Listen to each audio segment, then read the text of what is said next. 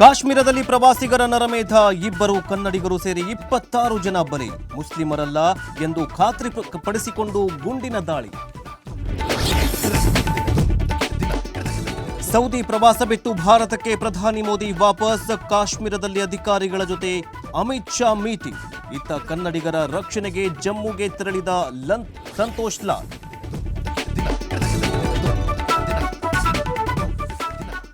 ಕನ್ನಡಿಗರ ತಂಟೆಗೆ ಬಂದ್ರೆ ಜೋಕೆ, ಯಾವುದೇ ಹುದ್ದೆಯಲ್ಲಿದ್ರೂ ಕ್ರಮ ಎಂದ ಸಿಎಂ. ರಾಜ್ಯದಲ್ಲಿ ತ್ರಿಭಾಷಾ ಸೂತ್ರ ಒಪ್ಪಲ್ಲ ಎಂದು ಸ್ಪಷ್ಟನೆ.